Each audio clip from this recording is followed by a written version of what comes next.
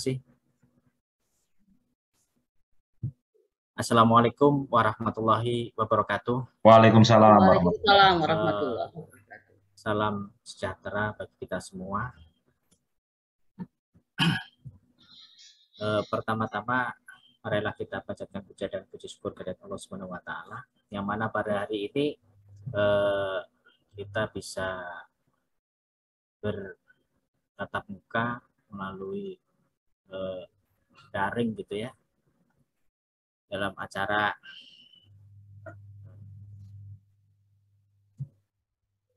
evaluasi dan implementasi sistem anti fraud yang akan disampaikan oleh beliau Bu Mulyati Zamzami, SEM, ACC, CFA, gitu ya. Ini panjang banget gelarnya, luar biasa. Jadi sebelum acara dimulai tentu akan kami bacakan terkait dengan peraturan yang ada di nanti di Zoom gitu ya. Peserta mengikuti kegiatan sesuai jadwal pelaksanaan. Narasumber akan menyampaikan materi 45 menit dan kemudian akan dilanjutkan diskusi selama 45 menit juga. Gitu ya. Peserta yang mengajukan pertanyaan klik tombol raise hand dan akan diberikan kesempatan bertanya oleh moderator. Post-test link disampaikan di chat Zoom setelah narasumber menyampaikan materi sebagai bukti kehadiran dan penulisan nama di sertifikat.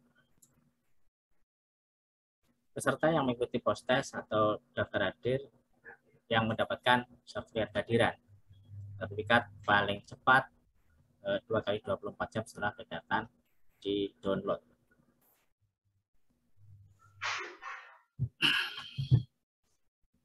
Jadi sebelum acara dimulai, marilah kita berdoa sesuai dengan agama dan kepercayaannya masing-masing. Berdoa mulai.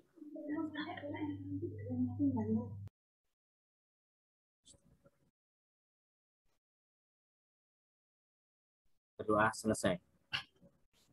Kepada beliau Ibu Mulyati selama 45 menit ke depan untuk menyampaikan paparan.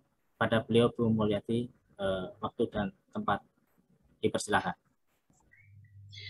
Bismillahirrahmanirrahim. Assalamualaikum warahmatullahi wabarakatuh. Waalaikumsalam warahmatullahi wabarakatuh. Puji syukur kepada Allah SWT karena limpahan rahmatnya kita masih diberikan nikmat sehat, nikmat sempat untuk bersilaturahmi dalam rangka webinar online MS Consulting, di mana pada sore hari ini, jam-jam di mana raga mungkin sudah tidak connect dengan pemikiran ya, sudah di kondisinya lelah, tetapi masih kita niatkan untuk tetap belajar bersama, dan semoga dicatat sebagai amal ibadah kita. Allahumma amin. Bapak Ibu yang saya hormati, khususon pengelola MS Training and Consulting, pada sore hari ini kita nanti masih sampai 3:30 kita akan berdiskusi tentang suatu sistem anti fraud, di mana saya boleh langsung share screen-nya ya.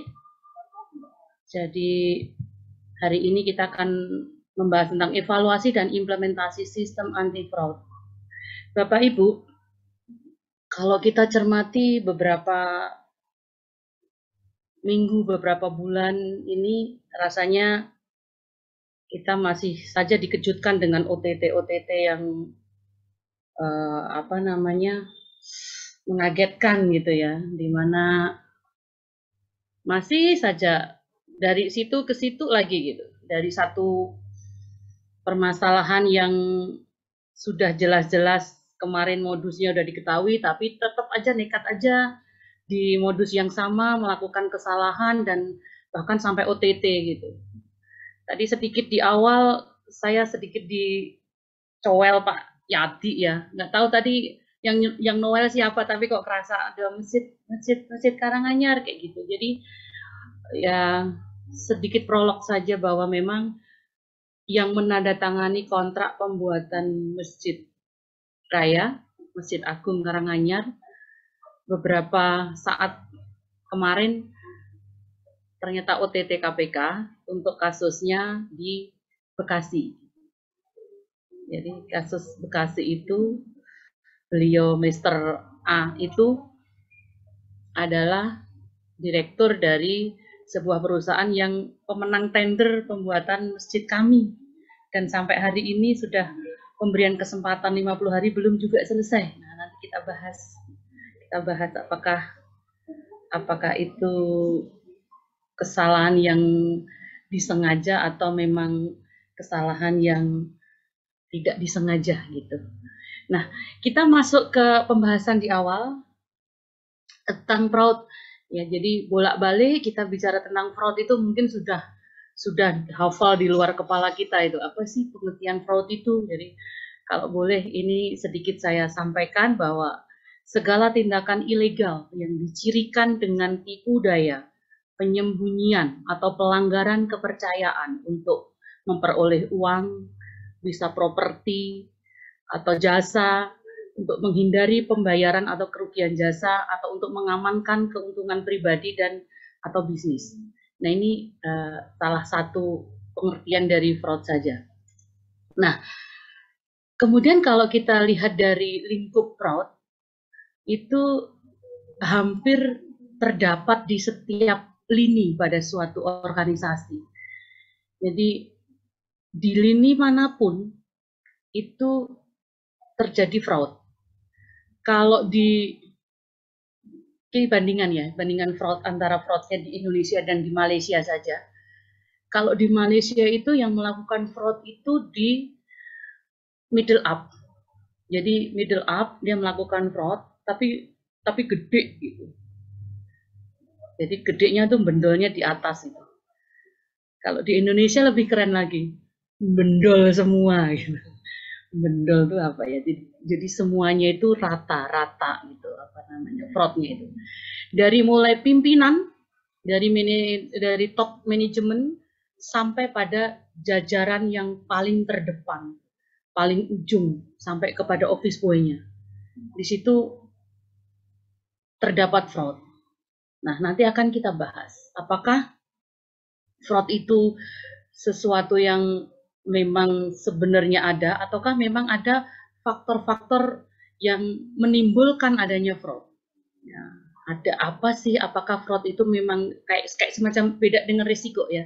Kalau kemarin di bahasan yang kemarin itu kita bicaranya tentang risk.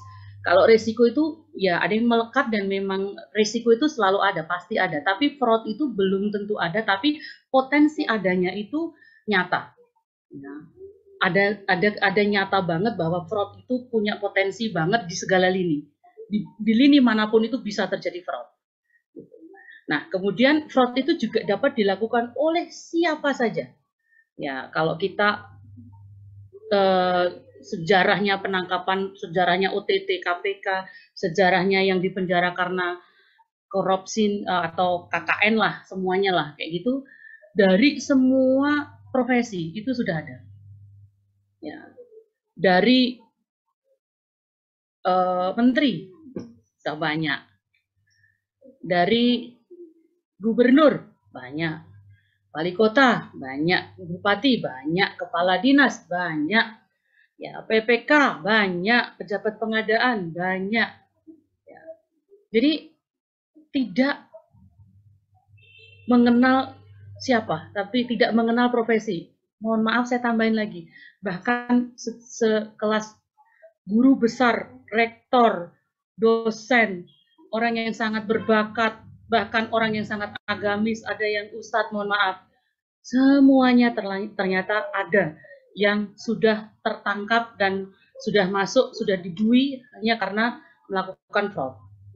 Ya, bahkan ini saya tambahin, bahkan ada seorang pegawai yang tampaknya jujur sekalipun, ternyata bisa juga melakukan fraud. Nah, memang ada kesulitan tersendiri di dalam mengungkapkan fraud. Ya, apakah fraud itu bisa hanya ditanggulangi oleh seorang pengawas, ya, baik internal maupun eksternal? Tidak sesederhana itu. Karena banyak sekali fraud yang tidak bisa tidak auditable kayak gitu. Ya, ada banyak. Nah, sulit ditemukan dan diungkap secara tuntas. Karena sulit juga untuk mengidentifikasi dan membedakan antara carelessness atau ketidakhati-hatian dan poor record keeping, kelemahan metode pencatatan. Jadi kalau di pencatatan akuntansi mungkin ada faktor kesengajaan, ada faktor yang memang kurang hati-hati, atau faktor karena memang tidak paham, karena kelemahan di dalam metode pencatatan tadi. Nah, itu termasuk unsur dari perbuatan fraud. Kemudian dalam beberapa kasus, ada pimpinan organisasi itu cenderung menanganinya secara diam-diam, dikip. Udahlah, selesaikan saja secara adat, ditutup-tutupi di depan publik. Kemudian ada banyak sekali dalih mungkin untuk menjaga marwah organisasi, untuk dalil pembinaan, kayak gitu. Apalagi seperti kami yang di APIP ya, yang di APIP di aparat pemeriksa internal, ini karena kami satu badan, ya kami satu badan. Ketika dicubit ya ikutan sakit, gitu. Jadi makanya gimana caranya supaya ini kita bina saja ya, daripada kita binasakan, kita bina dulu kayak gitu. Nah, inilah yang kemudian tidak menjadi syiar bagi mungkin organisasi yang lain, mungkin juga OPD yang lain, mungkin juga personel yang lain di dalam organisasi tersebut, supaya jangan begitu ya, akibatnya begini kayak gitu. Nah, inilah kesulitan-kesulitan di dalam pengungkapan fraud. Nah, Bapak Ibu, ada satu segitiga fraud, ya, di mana fraud itu tidak muncul karena tiba-tiba terjadi fraud, tidak, pasti akan ada sebab musababnya, kayak gitu. Jadi ada yang fraud itu muncul karena memang ada sebuah motif, ya, ada kekuatan penggerak seseorang yang berubah dari taat hukum menjadi pelaku kejahatan. Dia udah punya motif. Nah, ada juga yang melakukan fraud itu karena rasionalisasi. Ya, dia akan mencari pembenaran ya atas apa yang dilakukan. Nah, karena begini, akhirnya saya begini. Tapi sebenarnya saya nggak berniat begitu. Gitu. Nah, ini rasionalisasi namanya. Ada juga yang karena dia sebenarnya orang jujur, dia nggak punya motif, tapi ada peluang. Nah, timbulnya peluang ini karena memang ada kelemahan di dalam pengendalian, di dalam pengendalian sebuah organisasi atau SPI-nya itu terlalu lemah sehingga menimbulkan sebuah peluang. Kemudian juga peluang itu timbul karena kedudukan seseorang. Ya, dimanapun itu kedudukan itu pasti akan menimbulkan sebuah peluang. Nah, kalau imannya nggak tebel nih, peluang ini akan terus melambai-lambai di depannya dia gitu. Wah, ini kalau saya begini kan nggak ada yang tahu nih, karena SPI-nya nggak ada nih. Kalau saya begini, saya akan jual ini, kemudian saya akan membuat satu dokumen bahwa barang tersebut sudah habis pakai dan lain sebagainya, itu peluang ya bagi seseorang yang mungkin dia bertugas di bagian logistik. Nah, ini adalah fraud triangle di mana tadi tidak acak, pasti akan ada kenapa dia berbuat begitu, seperti itu. Oke, kemudian why people commit fraud? Nah, banyak sekali ternyata. Ya, dari mulai opportunity tadi, ada peluangnya tadi, ada rationalization tadi, ada financial pressure, ada tekanan dari sebuah keuangan, mungkin keuangan di perumahan, di keluarganya dia kayak gitu. Nah, bahkan kita pun juga harus, kalau punya pasangan di rumah itu justru kita harus menyadarkan pasangan hidup kita supaya jangan terlalu banyak menuntut. Ketika saya berada di posisi ini, ya, saya akan punya peluang banyak loh, saya akan mempunyai banyak rasionalisasi loh. Tapi tolong justru dari rumah inilah kita mungkin bisa ngeremnya. Tolong kamu jangan banyak menuntut ya, kayak gitu. Mungkin ke istri kita, ya, mungkin juga ke anak kita, seperti itu. Jadi banyak sekali. Nanti Bapak Ibu bisa dipelajari sendiri, ya. Ada untuk yang financial pressure itu ada greed, ada living beyond one's means, ya, dan lain sebagainya. Kemudian yang opportunity ada 6, ya. Ada rasionalisasinya juga ada 7. Nah, saya kan nggak akan jelaskan satu persatu karena saya dibatasin waktu, masih cuma 30 menit lagi. Ya, itu kenapa seseorang itu komit terhadap fraud. Oke. Nah, sekarang bagaimana cara mencegah fraud? Orang kadang pesimis gitu. Aduh, ngapain sih kita bahas materi yang kayak gini, udah jelas itu kan.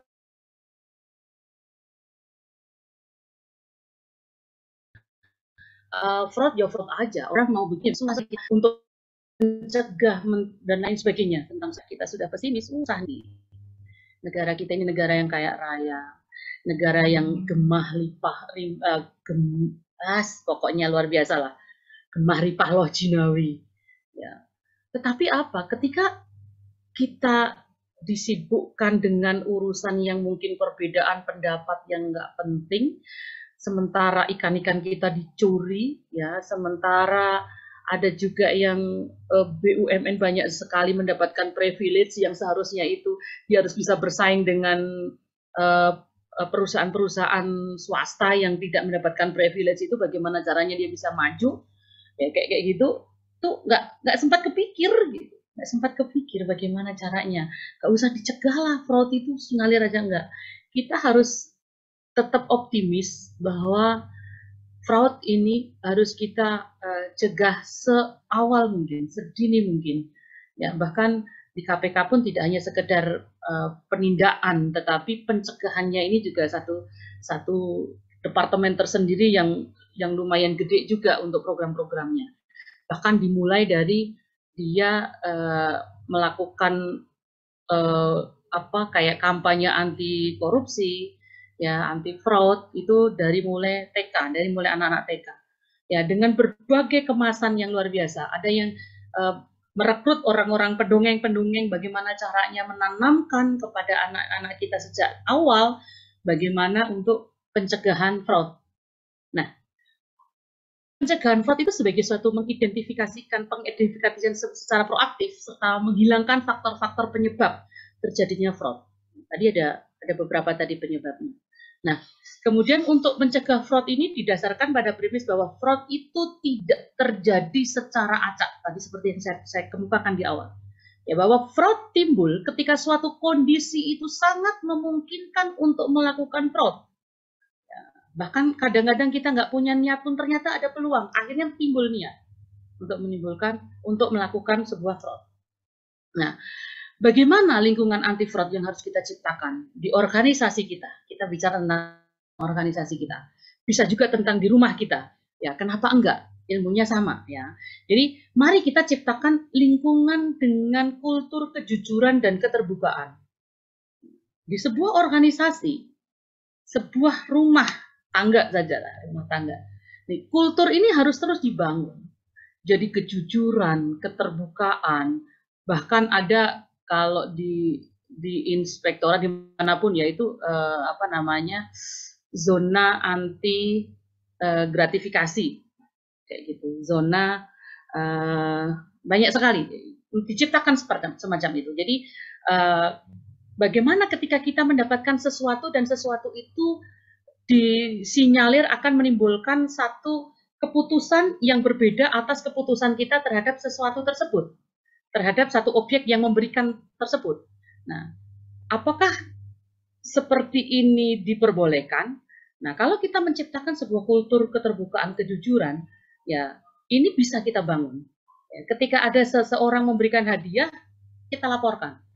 Ya, bahkan kalau kita mau lapor ke KPK ada penghargaan dari LKPK bahkan hanya sebuah sertifikat saja, ya itu sudah cukup membanggakan. Ya, kayak semacam kita waktu kita nganter anak-anak kita waktu di TK. Ya, ketika dia melakukan sesuatu, kita beri reward berupa bintang. Ya, 1 bintang di bukunya, 2 bintang. Oh, hari ini saya dapat 5 bintang. Kemudian dia lapor pada orang tuanya. Ya, itu adalah bentuk kecil dari yang tadi saya sampaikan, bentuk kejujuran, keterbukaan tadi, kemudian dapatkan reward tadi. Ya, itu bisa kita bawa ke organisasi kita. Kalau kultur kejujuran, kultur keterbukaan itu sudah kita bangun, ya, insya Allah anti fraud itu akan terbentuk. Kemudian juga dari mulai perekrutan SDM-nya, dari mulai perekrutan pegawainya yang jujur dan dilatih.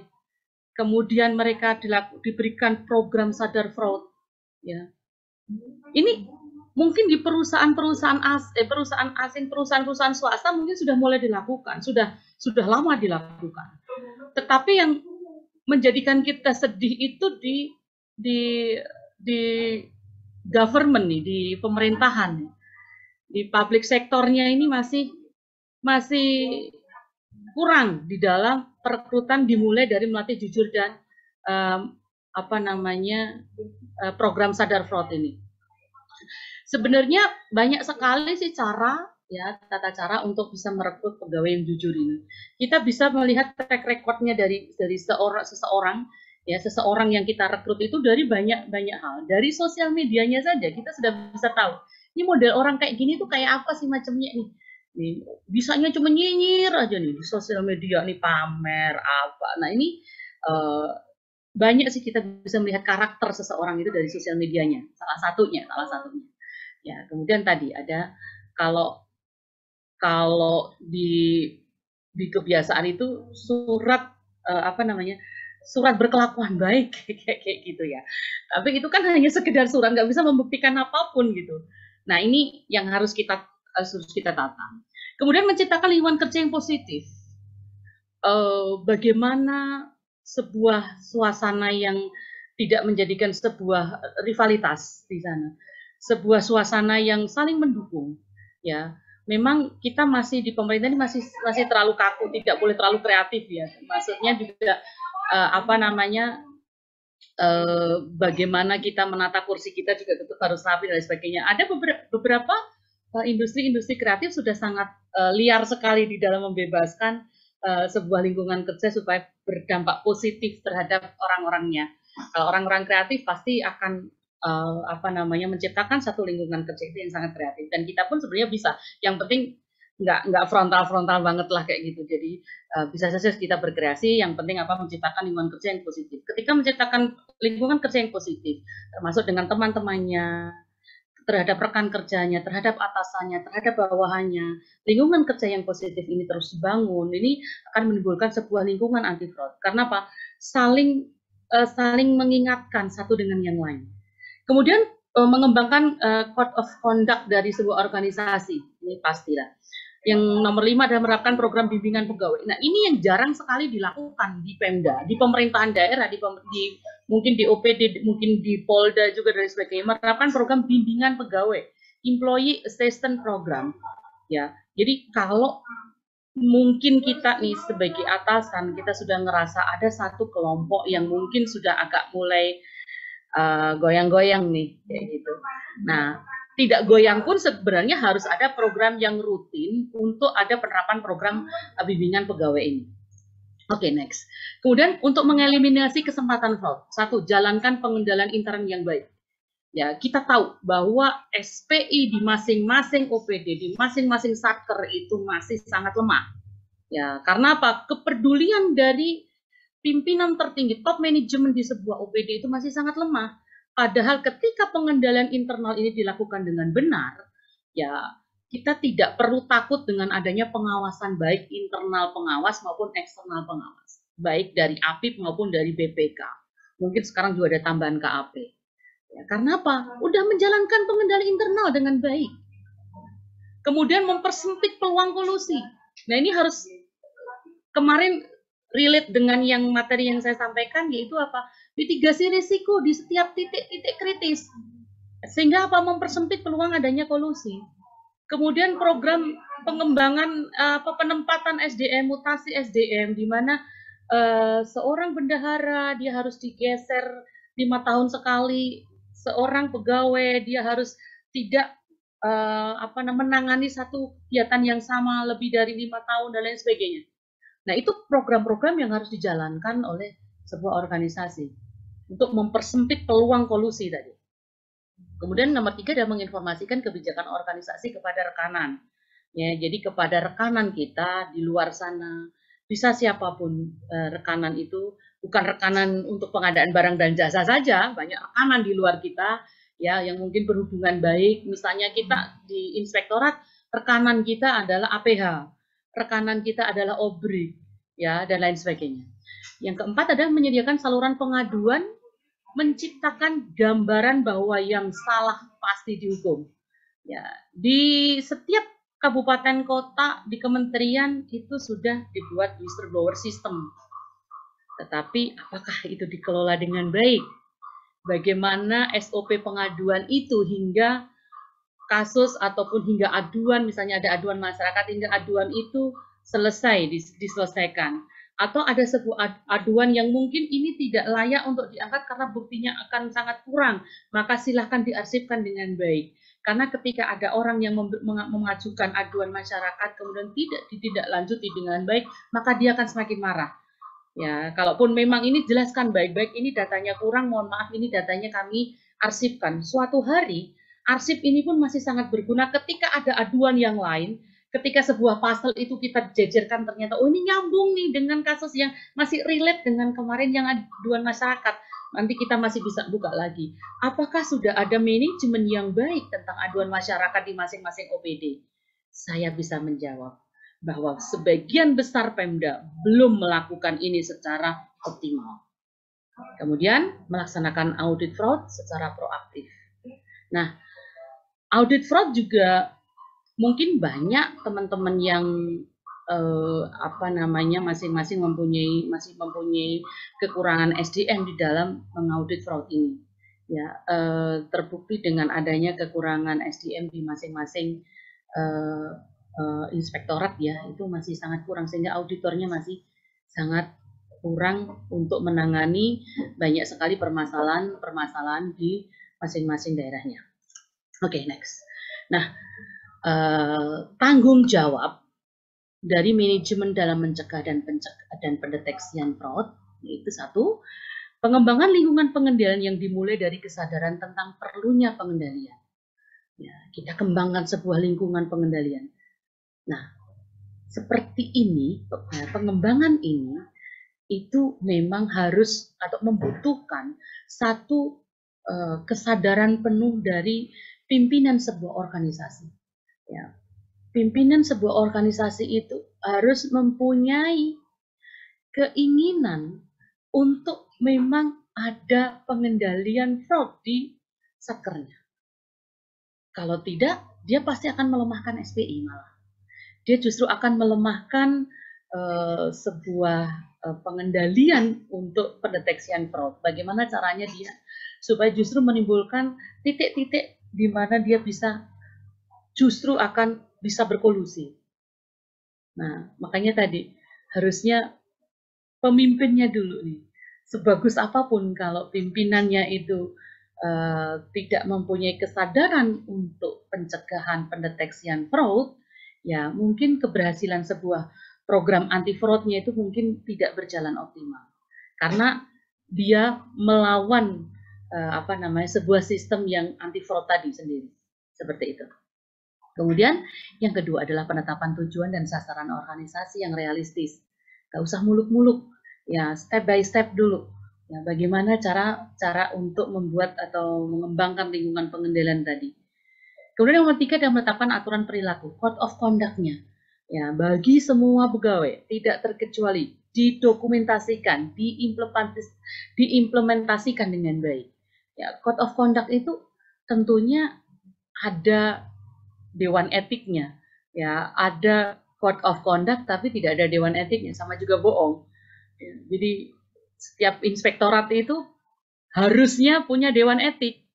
Jadi dia adalah orang yang menegakkan code of conduct-nya. Jadi kalau ada satu member dari organisasi tersebut sudah mulai melakukan pelanggaran terhadap code of conduct-nya, maka dewan etik lah yang akan bergerak, turun kemudian menyelesaikannya. Kemudian yang keempat adalah kebijakan-kebijakan otorisasi yang tepat untuk setiap transaksi yang terus diwujudkan dan dipelihara. Ya, saya akan nggak jelaskan banyak ini kebijakan otorisasi yang tepat. Kemudian yang nomor 5, ada kebijakan, ada praktek, ada prosedur, ada pelaporan, ada mekanisme lainnya untuk memonitor aktivitas dan menjaga aset, khususnya yang memiliki tingkat resiko tinggi dan bernilai mahal. Banyak sekali kita ini terlalu lemah di dalam pengelolaan aset.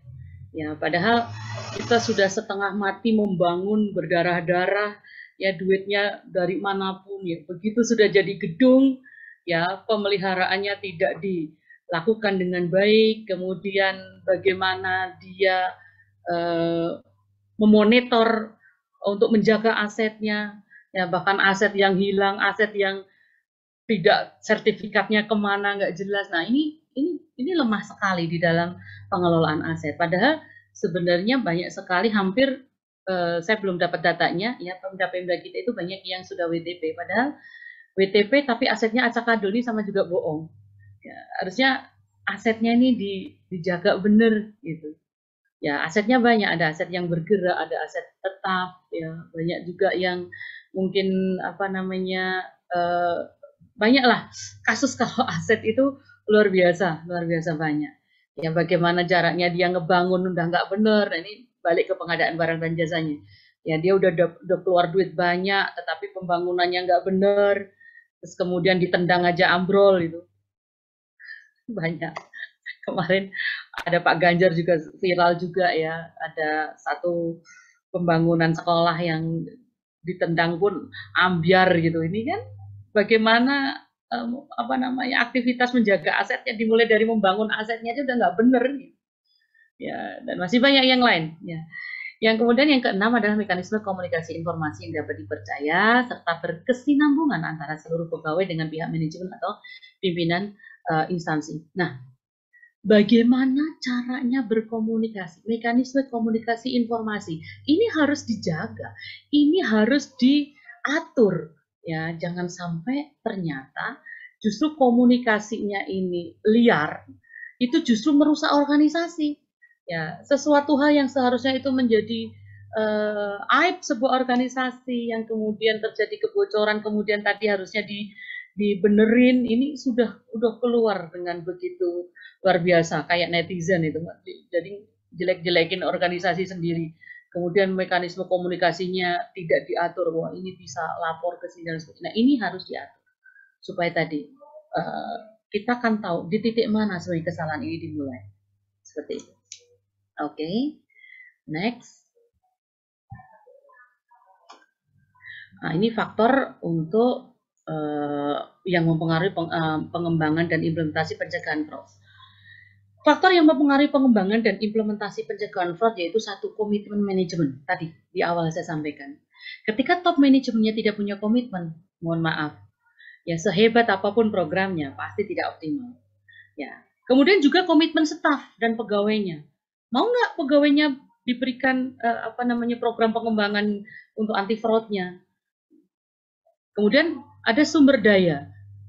Kita punya nggak source-nya untuk pengembangan dan implementasinya. Dan yang terakhir adalah jaringan kerja. Ya, jadi ini beberapa faktor yang mempengaruhi. Oke, nanti diskusinya nanti kita di 10 menit lagi ya Bapak Ibu ya. Ya.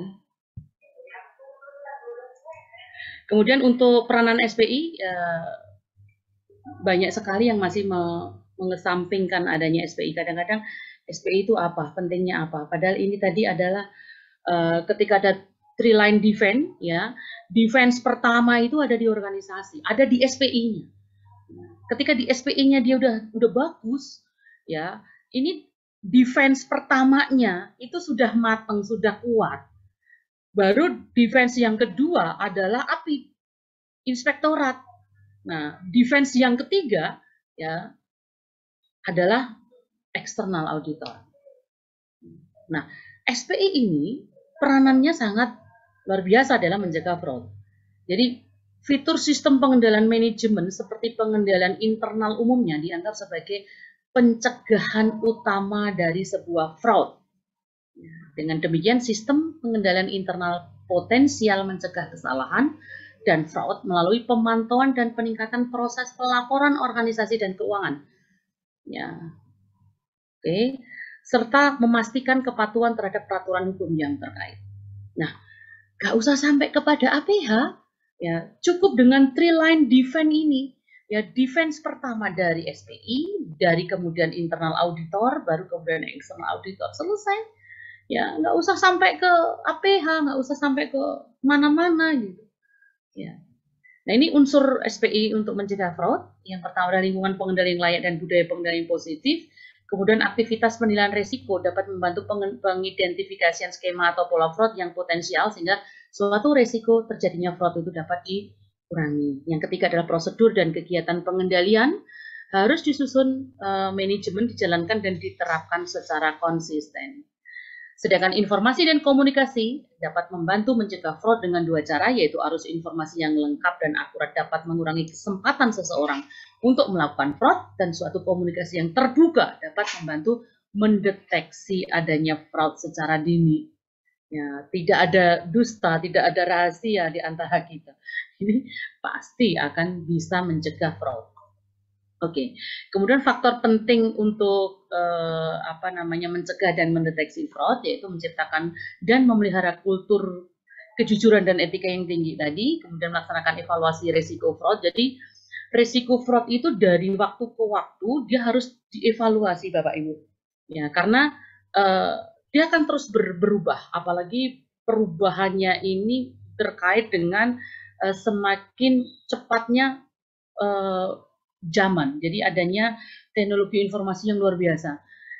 Mungkin di paparan saya yang kemarin saya jelaskan bahwa kejahatan sekarang ini sudah luar biasa. Bahkan dengan adanya crypto money, ya crypto money itu hanya dengan hitungan detik saja. Seseorang yang melakukan kejahatan bisa memindahkan seluruh kekayaannya kepada akun di luar sana yang mungkin tidak bisa terdeteksi dan susah sekali untuk mencari siapa pemilik akunnya. Nah, itu di eranya crypto money seperti itu. Ya, jadi kalau zaman dulu kalau kita ketahuan rumah ini dari siapa, kamu PNS saja, kok kamu punya rumah, nambah rumah setiap tahun dan lain sebagainya, ini dari mana? Ini pembuktian terbaik. Kayak sekarang enggak? Ya, begitu ada jeder kayak gitu, ada permasalahan, satu detik saja dia sudah bisa memindahkan semua hartanya dengan adanya Bitcoin dan sebagainya, ada crypto money. Oke, jadi itu kemudian menerapkan proses, prosedur dan pengendalian yang diperlukan untuk mengurangi risiko dan peluang fraud. Ya, fraud akan terus berkembang. Bagaimana caranya? Kreativitasnya orang untuk melakukan fraud. Makanya ini harus terus dievaluasi bagaimana cara untuk mendeteksinya, mencegahnya dan lain sebagainya. Kemudian mengembangkan proses pengawasan. Ya, pengawasan tidak harus diserahkan semuanya kepada mungkin irjen, mungkin internal auditornya, mungkin APIP ya. Tetapi bisa dimulai dari atasan langsungnya. Ya, di proses pengawasan dari atasan langsungnya, kemudian dari sebuah organisasi dan lain sebagainya, itu bisa membantu mencegah pendeteksian fraud. Oke. Kemudian selanjutnya adalah menciptakan dan memelihara kultur kejujuran. Ini breakdown-nya, saya nggak akan bahas banyak, saya akan lanjut saja. Ini breakdown dari yang satu tadi, yang nomor 2 adalah evaluasi ya. Dia mengidentifikasi, mengukur risiko. Jadi risiko itu apakah harus diukur? Ya, ya kemarin kita belajar di pembahasan kita yang di awal bahwa risiko itu ya harus diidentifikasi. Ya, bagaimana caranya mengukur adanya risiko? Risiko kecil mungkin dianggap seperti operasional saja risikonya, jadi mungkin sambil lalu pun masih bisa ditangani. Tapi ada risiko yang lebih besar. Mungkin risiko yang besar mungkin ada satu kepala departemen yang menangani sendiri. Risiko yang gede mungkin ada satu tim yang menangani. Ini harus diukur. Jadi ketika kita sudah mengetahui risikonya, maka kita akan mengetahui bagaimana cara mencegahnya, bagaimana cara mengendalikannya, kemudian bagaimana caranya mengurangi risiko fraud. Jadi risiko itu bisa dibagi, bisa dilemparkan atau bisa ditransfer, ya, bisa dihindari, ya, bisa bisa ditekan. Ya. Nah, ini bagaimana caranya mengurangi risiko itu tergantung dari kasusnya. Ya. Kemudian menerapkan dan memantau pengendalian internal tadi, masih seperti bahasan yang tadi. Kemudian pengembangan proses pengawasan, di mana sedikit juga tadi kita sudah bahas bahwa organisasi harus menjalankan pengawasan. Pengawasan dapat dilakukan oleh intern organisasi atau bisa juga eksternal di bawah pengawasan komite audit. Hati-hati. Di dalam audit sendiri itu tidak bisa lepas juga dari sebuah fraud. Bayangkan, kita mengaudit sebuah fraud, tetapi proses mengauditnya pun juga punya risiko terjadi fraud. Saya nggak cerita banyak nanti mungkin di lain event nanti kita cerita bagaimana fraudnya sebuah proses untuk mengaudit fraud. Oke, kemudian komite audit melakukan evaluasi atas upaya manajemen dalam mengidentifikasi risiko fraud, kemudian mengimplementasikan ukuran-ukuran anti fraud dan menciptakan keteladanan manajemen. Jadi gini Bapak Ibu, ya di sebuah organisasi di luar pemerintahan nih, saya cerita di luar pemerintahan. Tapi di pemerintahan pun sebenarnya juga takut sekali. Jadi ada ketakutan, ada keengganan tersendiri terhadap sebuah komite ini. Ya, komite audit ini. Karena apa? Ya, ini di atasnya auditor, di atasnya pengawasan, karena dia yang ngawasin pengawasan tersebut, kayak gitu. Jadi kalau di BPK itu ada kantor perwakilan, ya, kantor perwakilan. Nah, yang ngaudit teman-teman di kantor perwakilan itu ada lagi di atasnya, ya, namanya Itama, ya, dan lain sebagainya, ya. Oke, yang C adalah manajemen bertanggung jawab mengawasi aktivitas pegawai dengan menerapkan dan memantau proses dan pengendalian internal. Nah, kalau tadi sudah mempunyai satu SPI, ya, maka tugas SPI ini adalah tadi dia bertanggung jawab mengawasi aktivitas pegawai, menerapkan, memantau proses pengendalian internal.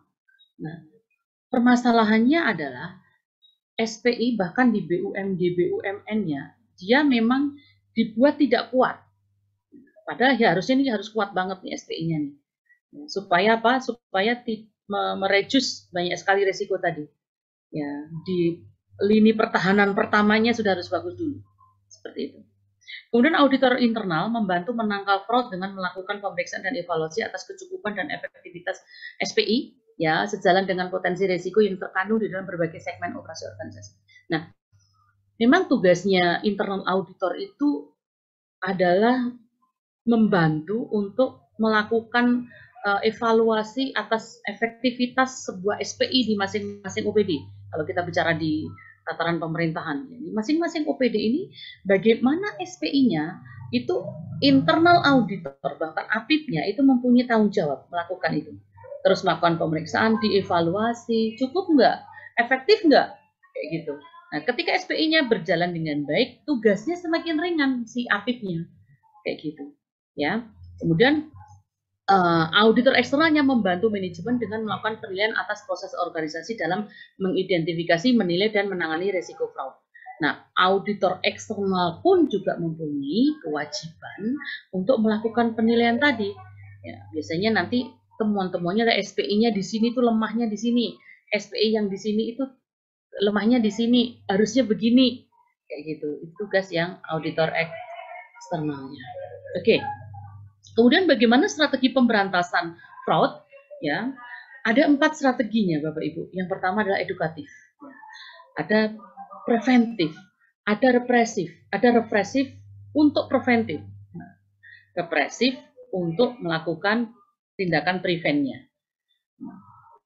Strategi ini bisa dikombin, ya, diacak, dibikin dibendel-bendel, itu terserah dari si masing-masing satker ataupun OPD tadi untuk melakukan ini. Pendekatannya itu terserah, karena kadang-kadang satu daerah dengan daerah yang lain itu akan berbeda. Satu budaya sebuah organisasi itu akan berbeda dengan budaya organisasi yang lain.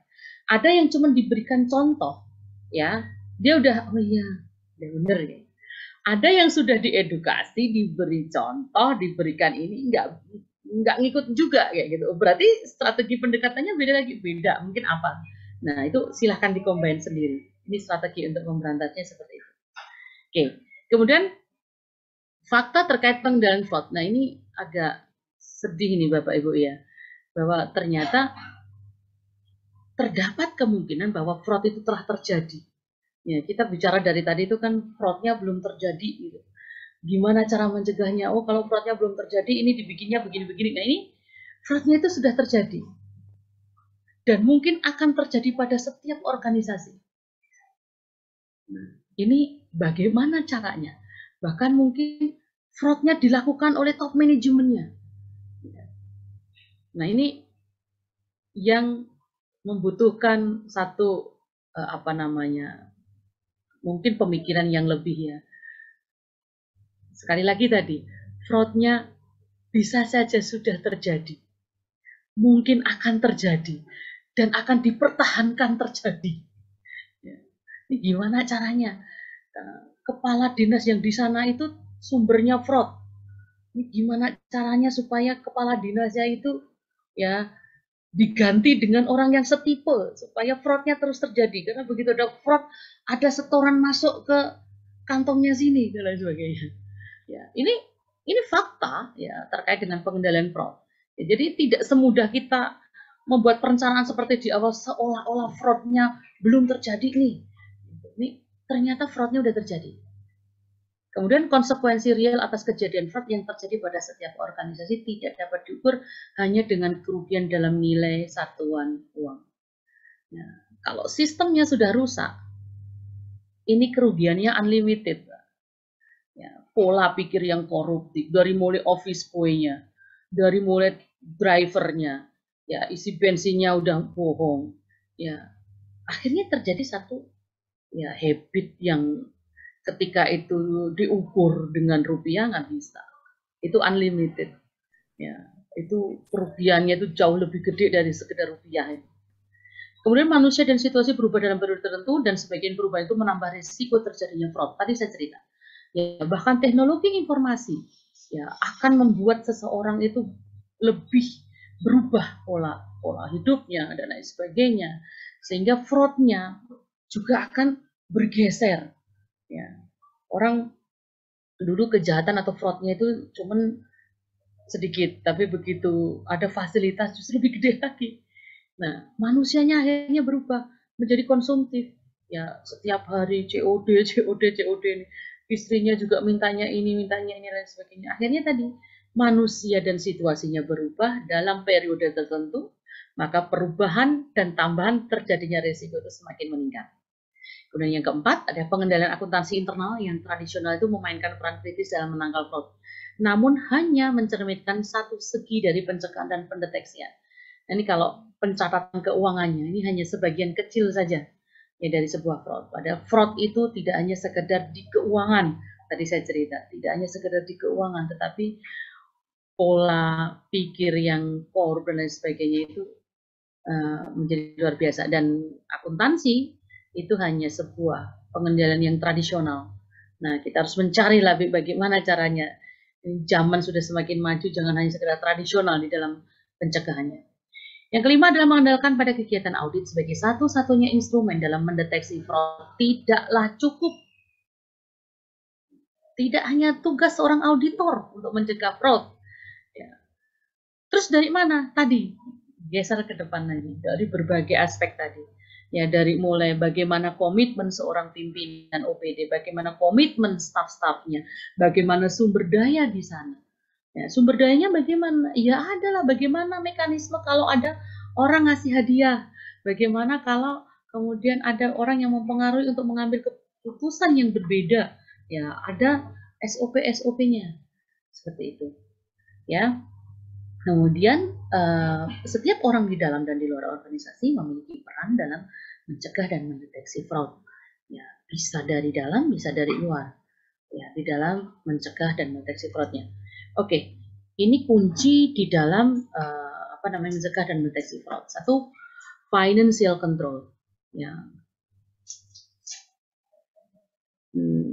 ini bisa diatasi dengan sebuah sistem sebenarnya. Mekanismenya dibikin. Iya ya, lewat 5 menit ya. Oke. Nggak apa-apa, ini juga slide-nya nggak jalan. Oke. Ya, oke. Sebentar, saya cepatkan. 5 menit lagi ya, Pak ya? Pak Yadi ya. Oke. Sambil nanti ada yang nanya-nanya. Oke. Satu adalah financial control, yang kedua adalah non-financial system, yang ketiga adalah management oversight and behavior. Jadi pengawasan dan perilaku manajemennya. Oke. Next. Ini masih 22 slide ya, padahal berapa slide ini? Ini penilaian risiko. Penilaian risiko fraudnya, kita ada di 3 level fraud risk assessment. Tadi sedikit saya mulai bahas, ada macro risk level, ada micro risk level, ada mega risk level. Bagaimana ketika penilaian risiko itu di lingkungan organisasi bisa diproses bisnisnya, bisa juga risiko dalam penetrasi fraudnya. Jadi dari itu disebut mega risk. Nah, bagaimana cara pencegahannya, pengelolaannya, bisa ini aspek pengelolaannya, bisa assessment, kemudian diawali dari assessment, kemudian reduction, kemudian transfer, kemudian assistance-nya. Oke, kemudian siklus pengelolaan risikonya nanti dipelajarin sendiri. Nah, ini teknik analisis risikonya macam-macam Bapak Ibu ya, ada workshop, ada interview, ada brainstorming, ada questionnaire, ada pemetaan ya, ada perbandingan dengan organisasi lainnya, dibandingkan, kemudian diskusi dengan pihak lain. Ya. Nah, ini hasil matrix dari analisis risikonya. Ini kemungkinan terjadinya, ini sudah bisa mulai dihitung ya, nanti kalau memang mau praktek, ya, ini teman-teman SPI utamanya, kalau hampir pasti ada kemungkinan besar, mungkin kemungkinan kecil, ada jarang terjadi, bagaimana dampaknya, ini penjelasannya di bawah ini ya. Jadi SB itu berarti sangat berisiko, RT itu risiko tinggi ini ya, RS itu risikonya sedang, kemudian RR itu risikonya rendah. Nah, bagaimana caranya untuk tindakannya kalau cuma sekedar RR nih, kita mulai bawah ya, resiko rendah, ini dikelola dengan prosedur yang rutin saja. Kalau untuk resikonya sedang, ya tanggung jawab pejabat tertentu diserahkan kepada pejabat tertentu untuk menghandle. Kemudian kalau resikonya tinggi, ini ada perhatian pejabat senior, ya diperlukan. Mungkin akan dibentuk satu tim kayak gitu, diketuai oleh pejabat senior. Kemudian kalau sangat berisiko, maka harus ada tindakan segera. Nah, ini tadi hasil dari penilaian risikonya. Kemudian bahasan selanjutnya ini pengendalian kelemahan pengendalian internal ya, mengidentifikasi kelemahan pengendalian internal ini sebenarnya bisa dilakukan bersama-sama ya antara APIP, aparat pemeriksa internalnya, dengan organisasinya, dengan OPD-nya ya, di mana harus sama-sama terbuka bagaimana cara menyelesaikan permasalahan dari kelemahan SPI-nya. Ya, jadi dari mulai mempertimbangkan jenis penyimpangannya apa, nanti langkahnya bagaimana untuk mencegahnya, menentukan prosedur pengendalian strukturnya, ya bagaimana mendetek fraudnya. Ini sudah berganti lagi nih, ya di titik ini fraudnya nggak seperti ini lagi, sudah mulai canggih lagi. Nah, ini bagaimana? Nah, itu terus lakukan komunikasi dengan beberapa pihak tadi yang punya kepentingan tadi. Kemudian menentukan apakah pengendalian tadi, pengendaliannya itu ada dan diikuti secara memuaskan. Oke, kemudian lingkungan environment red flag-nya ya Bapak Ibu, ini mohon dicermati bahwa ada lingkungan di mana Bapak Ibu harus mencermati di filosofi manajemennya tadi, jika kurang baik What next langkahnya, posisi keuangannya, loyalitasnya, ini banyak sekali permasalahannya. Nanti ini yang akan menjadi stressing kita untuk tadi mencegah fraudnya. Ada banyak sekali bahasan, masih banyak sih sebenarnya Bapak Ibu ya, nanti untuk kita diskusinya saja diperbanyak. Kemungkinan juga nggak setengah 4 juga selesai, biasanya juga setengah 5 Pak Yati ya, aman ya. Oke, ini menyikapi risiko fraud. Nah ini ada atribut fraud control plan. Jadi ketika sebuah organisasi sudah mulai membuat fraud control plan, itu keren, ya itu keren banget, ya. Jadi ini ada atributnya, ada 1 sampai dengan 10. Kemudian ada pengelompokan atributnya, saya nggak akan bahas banyak, nanti didiskusi saja. Dan ini saya sengaja menyampaikan ini tidak poin-poin yang ada powernya, tapi langsung penjelasannya banyak, karena saya tahu pasti waktunya kurang. Nanti Bapak Ibu bisa pelajari sendiri ya, di strukturnya juga, di kepeduliannya, kemudian kepedulian pelanggan, kemudian sistem pelaporan kejadian korupsi, pengungkapan yang dilindungi ya, ada pengungkapan ada standar investigasinya ya, standar perilaku dan disiplin tadi, atribut tadi ada 10 atribut dari sebuah planning kontrolnya fraud tadi ya. Nah ini ada harapan ya, dengan diimplementasikannya ke 10 atribut fraud control plan tersebut oleh unit-unit organisasi instansi pemerintah, bisa BUMN, BUMD, diharapkan terwujudnya sebuah area bebas dari korupsi dengan cakupan yang lebih luas, terutama pada titik ada 4 titik ya, ada 4 titik rawan kejadian ya tindak pidana korupsi, ada di kegiatan pemungutan dan penerimaan uang. Nah ini mohon mencermati ini Bapak Ibu yang mempunyai tusi pemungutan dan penerimaan uang, kemudian ada pengadaan barang dan jasa dan pengeluaran uang, ada juga pemberian dan pengeluaran surat di perizinan, kemudian di kegiatan pemberian dan pengeluaran surat keputusan. Jadi SK pun itu bisa menjadi sebuah fraud, untuk legalisasi sebuah fraud lagi gitu. Pemberian dan pengeluaran di perizinan, hati-hati di dinas yang mengurusin ini, kemudian di pengadaan barang dan jasa dan pengeluaran uangnya, kemudian ada pemungutan dan penerimaan uang. Ya, ada dinas-dinas yang itu spesialisnya. Ya, mungkin itu Bapak Ibu yang bisa saya sampaikan.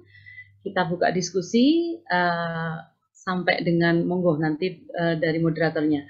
Mungkin itu dulu Pak Yati, terima kasih. Assalamualaikum warahmatullahi wabarakatuh. Waalaikumsalam warahmatullahi wabarakatuh. Terima kasih Bu Mulyati sudah memaparkan begitu panjang, begitu hebat gitu ya. Memang ini terkait dengan paparan Bu Mulyati ini bisa kami garis bawahi atau highlight gitu ya. Yang pertama, memang fraud terjadi hampir di semua stakeholder, mulai dari organisasi terkecil yaitu keluarga sampai organisasi terbesar yakni negara. Ini bisa yang kedua pentingnya SPI. Di situ juga tentu dari pihak SPI bersertifikat. Kalau di lembaga pemerintah bagi APIP itu sertifikasi auditor pengawasan intern pemerintah. Tentu di sini juga sangat berpengaruh terhadap kuatnya politik dalam suatu pemerintahan, ini juga dapat memperlemah pengawasan intern. Ini juga paling tidak ini juga sangat berpengaruh. Terus yang ketiga yakni audit fraud, bisa juga terjadi fraud sendiri. Ini highlight paparan yang hari ini disampaikan oleh beliau Bu Mulyati. Memang tadi sudah saya singgung terkait dengan fraud ini bisa juga terjadi di keluarga. Ini contoh kecil aja yang baru ngehip kumul, ini layangan putus. Ini sebenarnya paling tidak lah ya itu awalnya memang terjadi fraud dalam sebuah keluarga. Saya nggak ngikutin loh Pak. Oh ya, saya juga nggak ngikutin, saya cuma nyimak orang-orang yang bicara gitu. Begitu ini ya. Memang dari hal-hal kecil ini bisa juga terjadi dalam sebuah organisasi terkecil, yakni di keluarga, ini bisa juga terjadi fraud ya. Oke, Bapak Ibu semuanya, barangkali ada yang ingin mengajukan pertanyaan, bisa juga melalui chat maupun melakukan raise hand untuk melakukan pertanyaan langsung kepada beliau Ibu Mulyati. Kami persilakan. Silahkan. Kalau tidak, mungkin saya menjawab beberapa pertanyaan yang di chat ya Pak ya, di room chat ya Pak ya. Ini dari Pak Rio di Sub Jatim. Kerja bener aja masih aja dimintai sodako, apalagi kerja nggak bener tambah banyak sodakohnya. Yes. Sodako dalam artian tanda kutip nggak sodako nih. Ya. Hati-hati Pak ya kalau memberi apapun itu, misalnya nih ada orang minta, udah niatin aja nggak memberi, jangan niatin untuk nutup mulut ya, karena siapapun yang menyuap dan disuap itu janji Allah tidak akan bisa masuk surga loh. Ya, jadi niatnya yang benar, udahlah sedekah aja, bener-bener sedekah gitu lah, sedekah aja deh kayak gitu ya. Itu Pak Rio ya, tetap semangat ya Pak Rio ya. Oke, terus ada Kalau lagi nih, ya Pak Yadi. Kalau tidak ada yang tanya, saya nanya juga, Bu. Oh, boleh. Betul, kita diskusi aja supaya hangat gitu ya. Karena tadi sudah saya sampaikan di awal, kami ingin tahu bahwa apakah di Kabupaten Karanganyar itu juga ada perbuknya, Bu, terkait dengan anti fraud ini, sistem anti fraud. Kami ingin tahu karena kalau ini memang betul-betul dijalankan oleh di instansi pemerintah, ini luar biasa gitu ya, untuk mendukung pihak KPK, karena kami ternyata di kantor-kantor sudah terpasang memang unit integritas itu ya. Namun terkadang memang untuk terkait dengan sosialisasi, untuk melakukan edukasi terhadap aparaturnya memang sangat rendah. Maka kalau ada perbuknya tentu akan mengikat oleh pada semua pihak. Seperti itu. Terima kasih. Ya, kalau perbuk untuk pengendalian gratifikasi sih ada Pak, ada. Kita sudah ada. Cuman tadi sekali lagi itu tidak hanya sekedar dari satu sisi, semua harus bergerak. Ya, semua harus bergerak dari mulai OPD-nya, dari mulai personilnya di dalam OPD, dari pimpinan OPD-nya. Kemudian itu terus dipantau, dievaluasi oleh APIP-nya. APIP-nya juga harus terbebas dari fraud sendiri, ya, fraud di dalam mengaudit itu sendiri harus bebas dan sebagainya. Jadi sekali lagi ini kerja semua orang, kerja semua pihak. Ya, tidak hanya sekedar perbuk itu hanya hitam di atas putih, tidak bisa menggambarkan apapun. Tetapi kalau kita lihat di penasir, lupa saya yang terakhir tuh, yang OTT itu secara administrasi organisasi kabupatennya itu bagus sekali. Jadi semua aturannya bagus sekali, tapi ternyata OTT KPK juga nih pimpinannya. Nah, jadi sekali lagi ini memang tugas besar. Ya, tugas besar ini mungkin tidak hanya sekedar diskusinya hanya satu kelompok, tapi melibatkan banyak kelompok. Harus sering brainstorming dan lain sebagainya.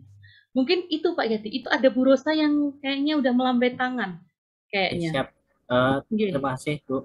Oke, kepada beliau Bu Rosa untuk menyampaikan pertanyaan secara langsung kepada beliau Bu Mulyati, kami persilakan. Ya. Bu Rosa, silakan. Kayaknya juga ada pertanyaan juga tuh beliau. Baik. Ya. Siap. Silakan Bu Rosa. Bisa open. Terima kasih Pak. Bu, selamat sore Bu. Open video, boleh kenalan. Ini Bu, saya ingin bertanya. Ya Bu, saya ingin bertanya Bu. Halo. Silahkan. Halo Bu. Silahkan Ibu. Ya, dari mana Bu Rosa? Ibu, selamat sore Bu. Sore. Saya pakai PC Bu, mohon maaf nggak ada. Oke, siap. Oke, nggak apa-apa Ibu, silakan. Oke. Ya Bu, saya ingin tanya Bu, kalau misalnya. Dari mana Ibu Rosa? Dari NTT Bu. Oh, dari NTT, silakan. Halo. Dari NTT ya. Saya ingin bertanya Bu, misalnya bagaimana cara mengatasi jika di suatu tempat Bu, di suatu tempat memang pejabat pengadaan sama pihak-pihak terkait, misalnya PPK, kemudian pejabat pengadaan yang bersangkutan memang tidak pernah terlibat dalam KKN, tetapi kemudian seperti dituduh gitu, Bu, dituduh oleh pimpinannya bahwa mereka terlibat gini-gini. Itu kira-kira cara mengatasi gimana ya, Ibu ya? Karena kadang kala lingkungan kerja yang kayak gitu kan tidak nyaman, Ibu. Akhirnya nanti banyak sekali yang menolak untuk menjadi PPK Ya, maupun pejabat pengadaan. Kemudian, Bu, apakah oke. boleh misalnya, Bu, anggota keluarga dari PPK atau pejabat pengadaan itu sendiri turut serta melakukan atau menjadi penyedia barang atau jasa dalam pekerjaan di instansi di mana anggota keluarganya menjadi PPK atau pejabat pengadaan. Apakah diperbolehkan seperti itu? Apakah itu juga tergolong dalam fraud atau gimana, Bu? Terima kasih, Bu. Hanya itu, Bu. Saya kembalikan. Selamat sore, Bu. Oke, sore Bu Rosa dari NTT. Baik, yang pertama pertanyaannya, bagaimana sih langkah kita kalau di suatu pekerjaan kita ini yang mungkin high risk ya Bu ya, high risk, rawan fitnah kayak gitu ya, rawan fitnah adanya gratifikasi dan sebagainya. Ternyata kita ini dituduh oleh pimpinan. Nah, sebenarnya Ibu dan beserta dengan teman-teman bisa mulai membuat satu SOP di setiap langkah pekerjaannya Ibu. Ya, jadi SOP itu berupa bagan apa namanya satu flowchart ya. Setelah ini kemudian begini, ini berapa lama disertai dengan waktunya dan lain sebagainya. Jadi mungkin dari SOP itu ya kepastian di dalam Ibu melayani ya, dokumen apa yang seharusnya ada itu disiapkan di sana. Itu paling tidak meminimalisir adanya potensi fitnah tadi. Ya, oh ini kalau tidak ada ininya oleh tidak ada apa namanya paraf dari atasannya atau dari ini pihak lain ya di dalam ketika mengambil keputusan itu, maka tidak bisa sampai ke tahap berikutnya kayak gitu. Jadi itu memang harus diciptakan Ibu. Ya, jadi sebuah sistem itu diciptakan untuk tadi menambal adanya potensi-potensi fitnah tadi, ada potensi-potensi yang oh di sini nih bisa main ini. Oh di sini nih orang ini bisa main. Nah bagaimana caranya orang ini nggak bisa main, maka orang ini nggak bisa mengautorisasi sendiri, harus pihak lain. Mungkin pihak lainnya tidak cuma satu. Nah kayak gitu Bu. Jadi kita jawab tuduhan tersebut dengan tadi membuat satu sistem dan prosedur yang benar dan ya tentunya akuntabel ya Bu ya. Jadi beliau bisa sidak, bisa mengaudit ya. Kadang-kadang loh kok ini belum ini kok sudah keluar ini. Pak ini sudah begini Pak, ini prosedurnya sudah sampai di sini. Ketika pimpinan kita menanyakan prosedurnya sampai di sini, kenapa itu nggak cepet-cepet? Nah, karena ini belum ada ininya Pak, kayak gitu. Ya jadi mohon gunakan teknologi informasi yang saat ini digunakan untuk mempermudah pekerjaan Ibu ya, dan bagaimanapun juga apapun yang Ibu lakukan itu mohon juga harus berhati-hati karena banyak mungkin yang tadi ketika ternyata ada sesuatu langkah yang itu bolong ya dan itu bisa dimanfaatkan oleh orang yang tidak bertanggung jawab, itu bisa menjadi bahan fitnah. Itu Bu untuk yang nomor 1 tadi. Kemudian yang nomor 2, apakah boleh kerabat PPK atau pejabat pengadaannya ikut dalam tender di instansi yang saudaranya tadi ikut di situ gitu. Nah kalau cuma sekedar saudara sih nggak masalah Bu. Sekarang apa namanya pasal afiliasi itu kan yang seperti itu masih bisa. Yang penting konflik of interest-nya itu tolong dihindari. Kalau memang ternyata itu ada potensi untuk COI, ya cari kerjaan yang lain aja deh. Saran saya sih, walaupun mungkin itu tidak ada COI-nya, dia profesional, dia sebenarnya mampu melaksanakannya, tapi saran saya, biar nyaman, cari kerjaan di tempat yang saudaranya tidak jadi PPK, saudaranya tidak jadi pejabat pengadaan. Nah, itu mitigasi resikonya kita sendiri sih, Bu. Itu Bu sebenarnya. Jadi, mungkin itu Bu Rosa, 2 pertanyaannya. Ada diskusi lagi, monggo Bu Rosa yang mungkin belum ini. Termasuk ini ada dari Bu Rosa ini ya, ada pertanyaan di chat room. Apakah ada contoh dokumen pelaporan bagi pejabat pengadaan dan PPK apabila yang bersangkutan menerima atau menolak gratifikasi? Mungkin di satu kabupaten kota itu ada tim pengendali gratifikasi, Bu. Jadi di sana sudah cukup cukup untuk ibu melaporkan itu ada dokumennya, ada dokumen pelaporannya, ada namanya dokumentasinya itu ada. Jadi kalau mau menolak berarti ibu kan nggak bisa nih ngelaporin. Ya, kalau menerima itu kemudian diserahkan kepada tim pengendali gratifikasi tadi, mungkin itu bisa didokumentasikan. Kemudian kalau memang itu kemudian tidak mengapa kayak gitu sih nggak masalah. Tapi ketika itu wah ini mempengaruhi, ini nggak boleh. Nah itu kan ibu bisa menjadikan itu sebagai buktinya. Tapi ketika ibu menolak kan nggak ada buktinya kayak gitu. Jadi ini mungkin malah menimbulkan banyak fitnah. Mungkin yang ditolak langsung itu mungkin akan buat cerita yang berbeda kayak gitu.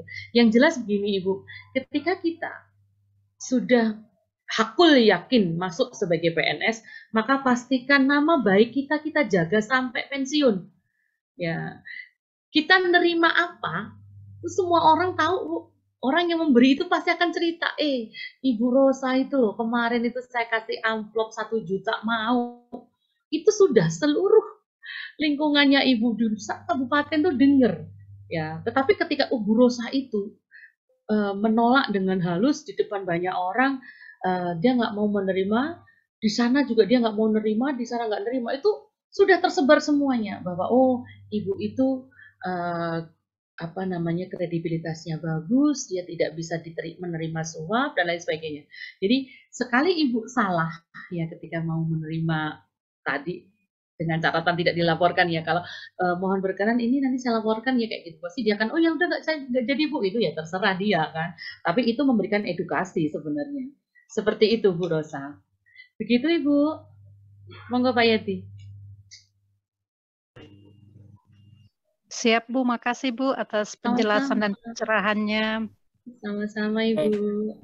Bu Mulyati, ada yang bertanya dari Pak atau Ibu Yo ini ya.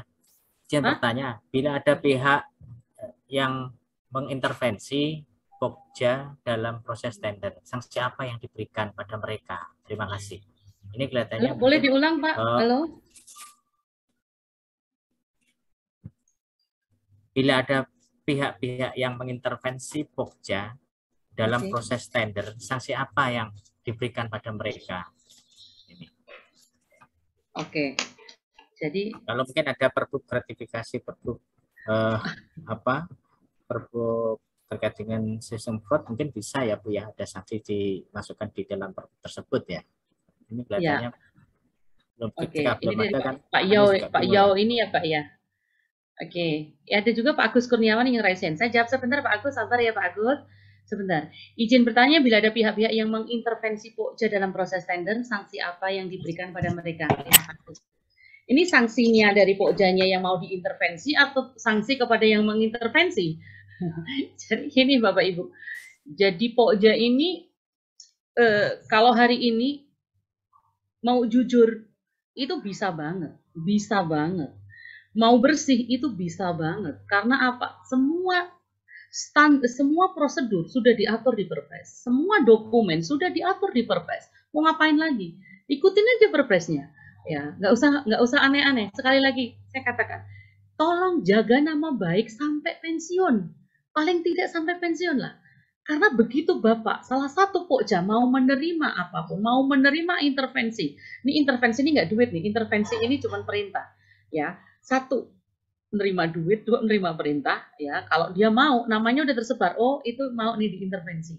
Nah, permasalahannya Bu, nanti kalau saya tidak diintervensi tapi saya tidak melakukan itu, orang ini sangat sangat orang-orang penting, sangat mempunyai kebijakan, mempunyai sangat kekuasaan untuk bisa menekan, maka sebaiknya Pokja tersebut juga harus bisa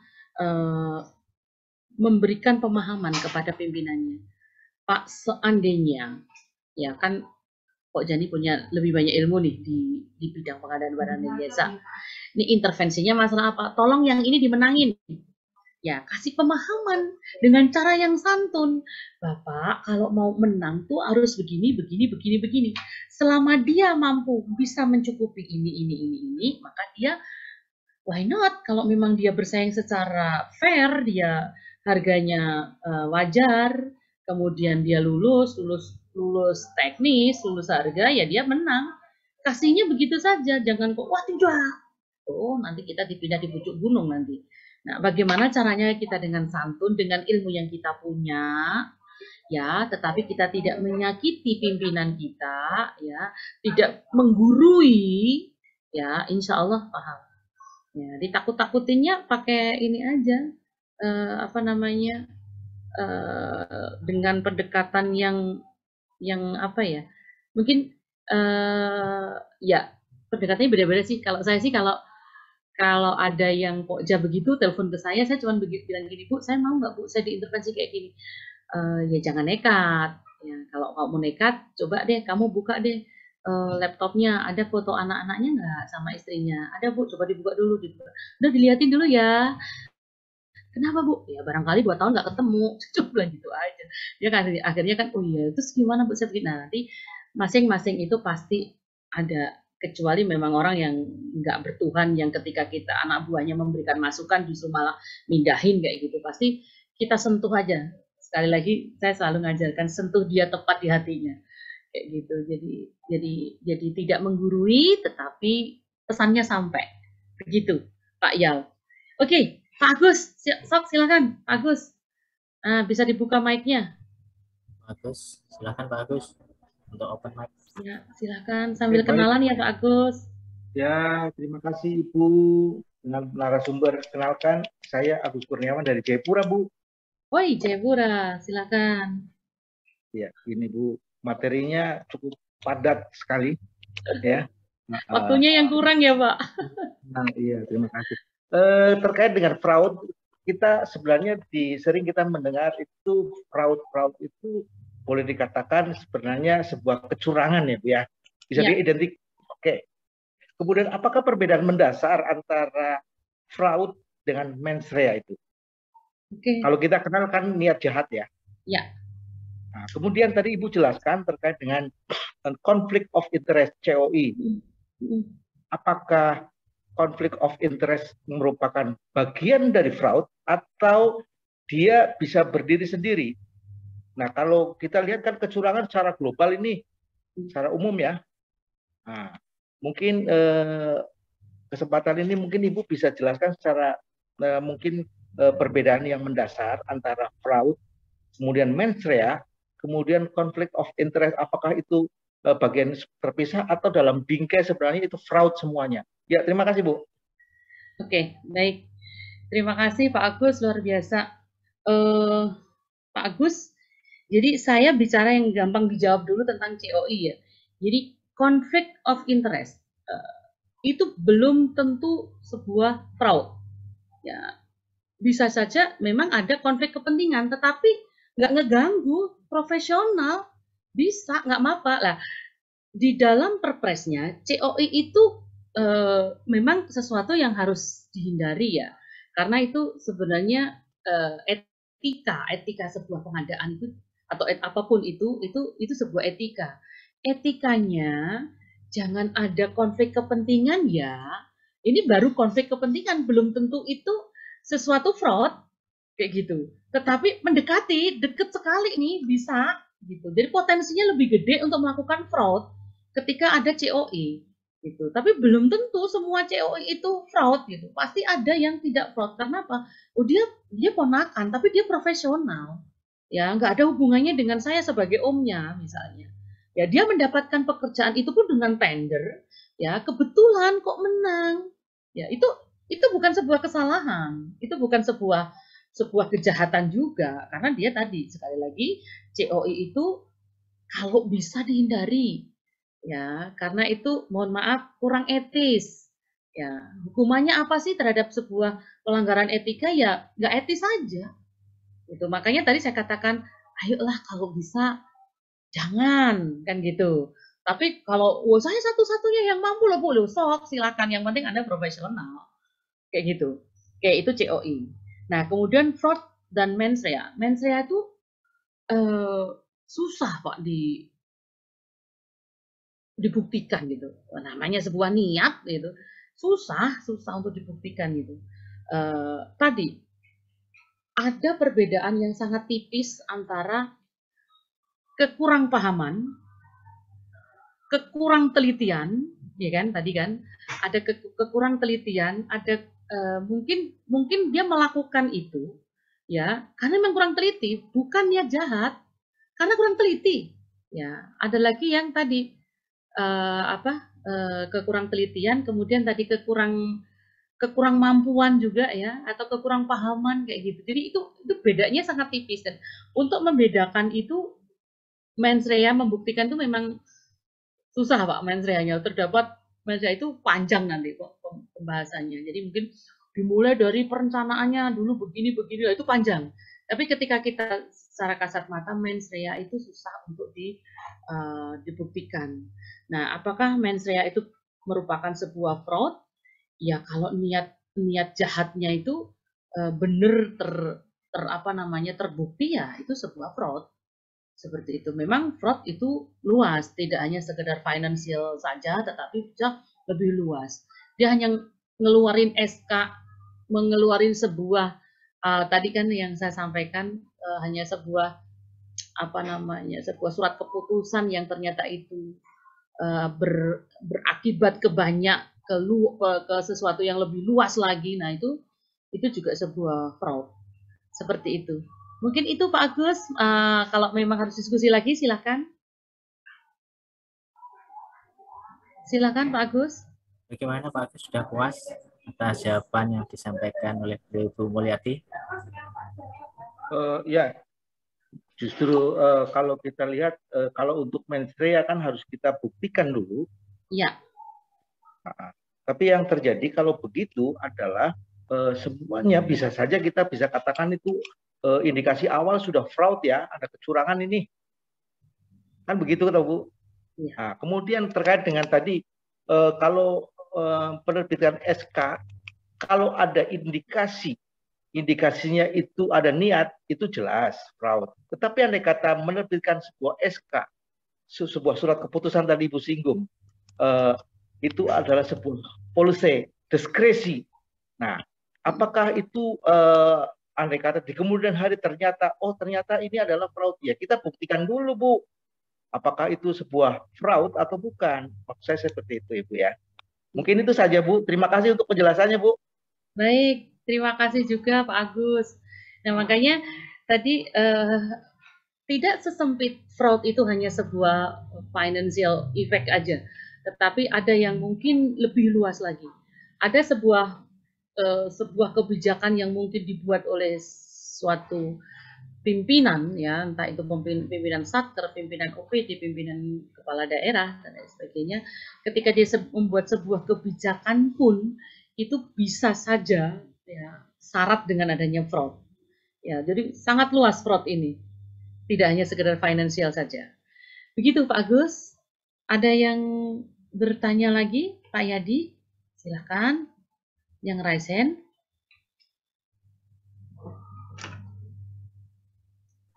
Silakan Bapak Ibu semuanya yang ingin mengajukan pertanyaan secara langsung untuk raise hand.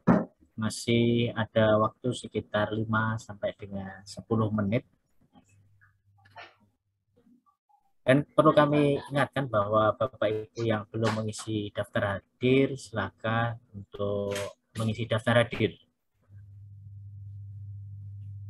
Kalau mungkin barusan bergabung, silakan untuk mengisi daftar hadir ya. Silakan. Mungkin fraud itu materi yang tidak terlalu menarik ya Pak ya, tidak seperti di PBJ segala macam. Padahal fraud di PBJ juga banyak. Ya, fraud di segala sisi, dari mulai perencanaannya sudah bisa loh. Ada fraud di sana. Emang kesengajaan membuat perencanaan yang sudah mengarah gitu. Itu fraud itu. Ya, dan audit sekarang bisa sampai ke audit perencanaan. Ya. Mens rea dengan fraud tadi melanjutkan ke Pak Agus tadi, bisa berjalan seiringan atau memang dulu mens rea-nya baru nanti dalam pelaksanaan bisa terjadi fraud? Iya, ya diawalinya dengan niat dulu. Kalau niatnya nggak kesampaian kan nggak jadi fraud. Oh gitu ya? Iya. Kalau niat saja, baru niat nih, ya, belum kesampaian kan belum fraud. Oh Ya, iya, kalau fraud belum itu kan masuk kalau udah anu ya. kesampaian. Iya.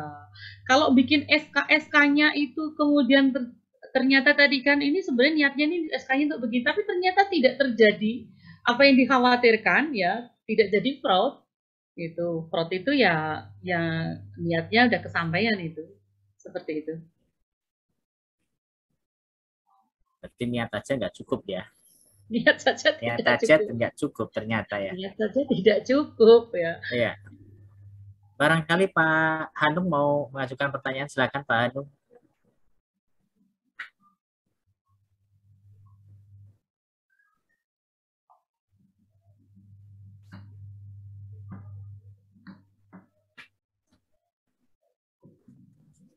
Silakan. Mungkin Padahal dari asik loh Dinas sebenarnya. PUPR dari Ya. Kota Surakarta. Oh ya, ada yang Barangkali bertanya, silakan tetangga ini Pak. silakan Bapak siapa yang dari PUPR Kota Surakarta ini? Di DPU Solo. Jangan sampai nanti ketika ada masalah, oh ini fraud atau mensrea ya. Nanti malah bingung. Kalau ini bertemu sama ahlinya, silakan untuk mengutarakan unek-uneknya semua terkait dengan permasalahan-permasalahan yang terkait dengan fraud ini. Kami persilahkan.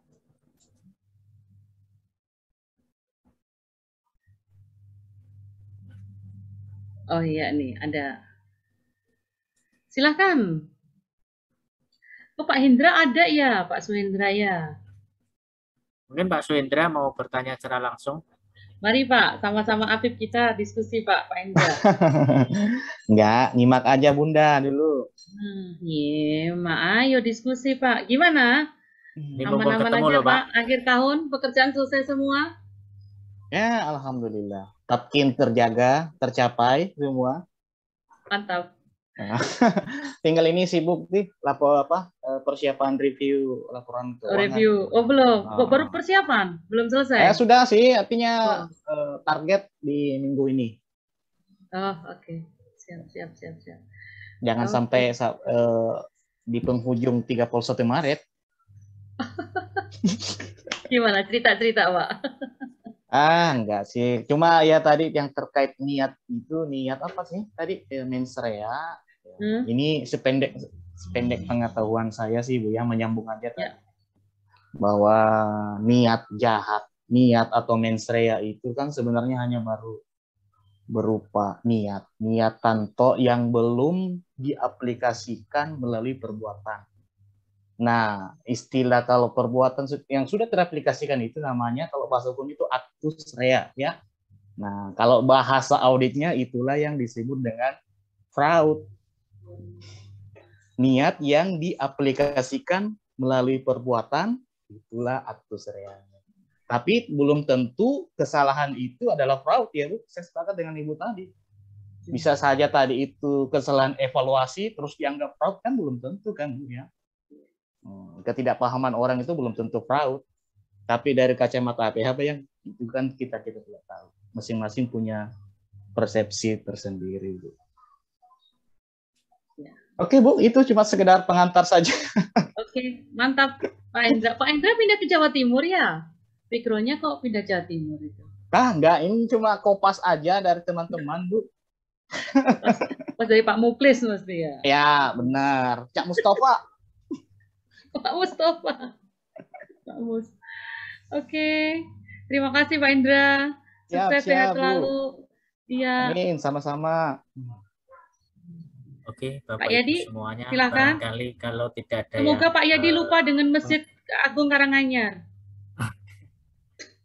Dan juga, kalau tadi ini kan tadi udah janji sebenarnya ya dari Bu Mulyati mau sedikit mengungkap, mau sedikit berbagi kasus gitu ya. Ini penting sangat karena berbagi kasus itu jangan sampai kasus itu terulang di daerah lain karena apa? Ini masjid aja sudah terjadi yang tidak baik, apalagi yang tidak masjid kan seperti itu, Bu. Terima kasih, Bu Mulyati. Ya, tapi kayaknya Pak Agus Kurniawan raise hand lagi deh. Sambil kayaknya mau nyetir. Hati-hati, Pak, sambil ini. Pak, silakan, Pak Agus, boleh ya, Pak? Barangkali mau menyambung, Pak. Gitu, nanti setelah itu Pak Yadi nyambung, nggih. Gayung bersambut dari Mas Wendra ini. Tapi dalam proses yang selama ini kami ikuti, kebetulan kami mendampingi juga pada saat nanti proses lidik, itu kita dibidik sudah pada mens rea itu PMH, perbuatan melanggar hukum. Jadi itu yang saya lihat itu harus kita bisa memilah-milah atau memasukkan dalam sebuah bingkainya itu secara baik. Sehingga kami memang pada proses pendampingan di PBJ di Kabupaten Jayapura itu, sehingga pada saat proses lidik pun itu kami harus memang pada saat di APH itu kami harus bisa membedakan secara cermat antara dalam bingkai fraud secara umum besar, kemudian dengan mens rea itu, Bu. Sehingga kami pada saat pendampingan itu kami harus memang beradu argumen bahwa ini hanya seperti tadi dikatakan bahwa kesalahan evaluasi itu hanya sifatnya administratif. Tapi APH nggak mau tahu. Wah, itu fraud, itu kecurangan, perbuatan melanggar hukum. Nah, gitu loh, Bu. Ya, mungkin itu saja diskusi tambahan, Bu. Ya, siap Pak Agus. Nanti hati-hati di perjalanan. Oke. Ya, jadi dari guru saya satu kalimat yang saya selalu pegang. Mending melepaskan satu orang yang bersalah daripada menghukum satu orang yang tidak bersalah. Ya, jadi kadang-kadang kita ini dengan sistem peradilan di kita nih, yang dimana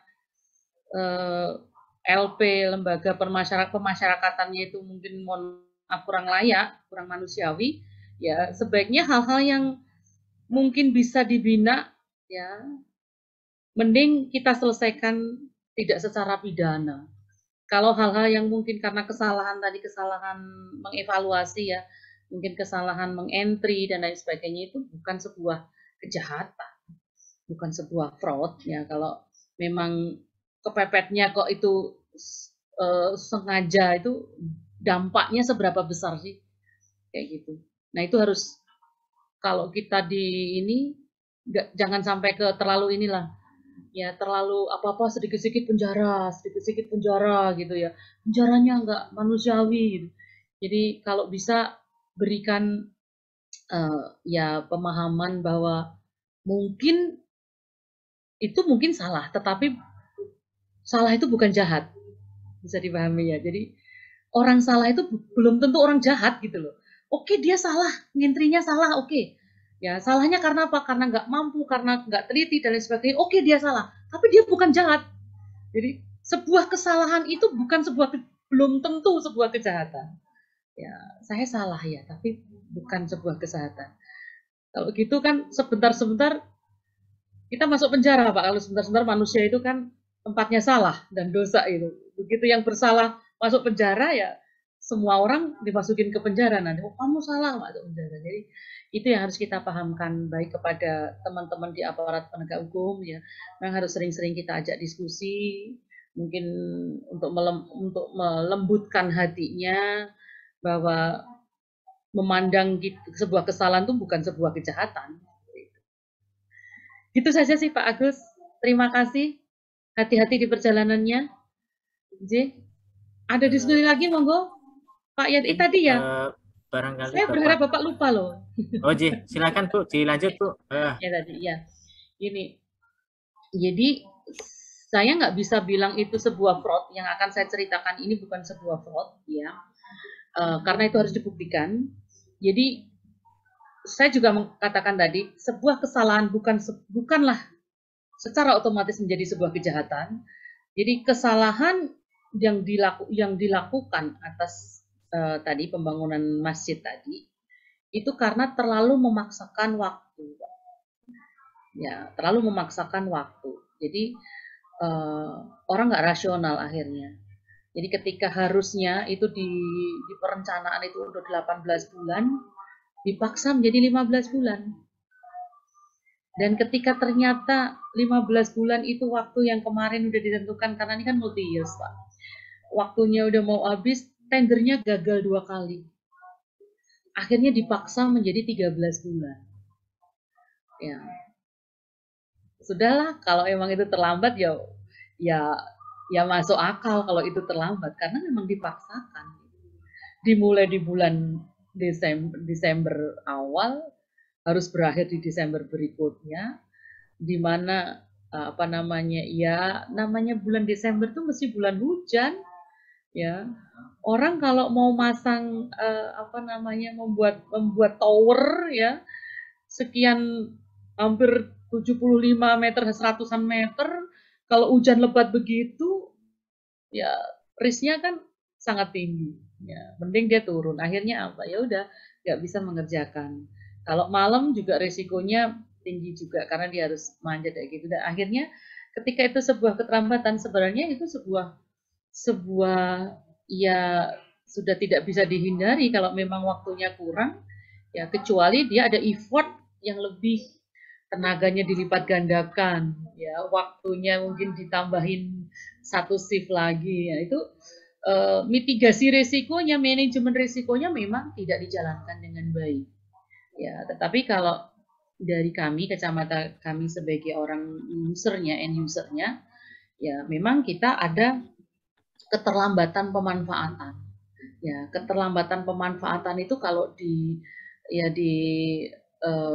apa namanya di sektor-sektor swasta itu sudah bisa dihitung namanya apa biaya kerusakan, dalam tanda kutip kerusakannya itu tidak hanya sekedar kerusakannya karena itu ada satu waktu yang harusnya sudah bisa kita fungsikan tapi belum bisa difungsikan, itu sudah bisa dihitung ya Pak, bisa dihitung secara ilmunya, itu bisa dihitung. Tetapi ini kan sebuah tempat beribadah ya, kemudian paling ruginya kita cuma tidak segera memanfaatkan, memfungsikan kayak gitu aja.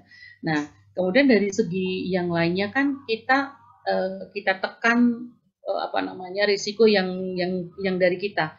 Dalam artian begitu dia kena denda, kan yang ngebayar dia. Ya dendanya 1 per mil per hari ya kali nilai kontrak 92 miliar. Bisa dihitung sendiri ya. Kalau seharinya berapa gitu.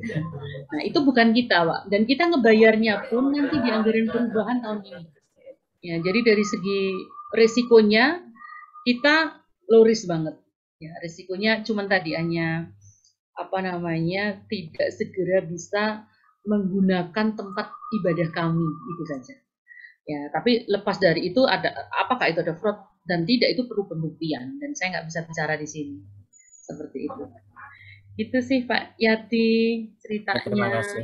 Wah ini belum sholat di Masjid Karanganyar, malah belum selesai terbangun ya. Kalau besok kalau pulang ke Klaten pasti akan mampir lah ke lihat-lihat. Harus mampir Karanganyar ya.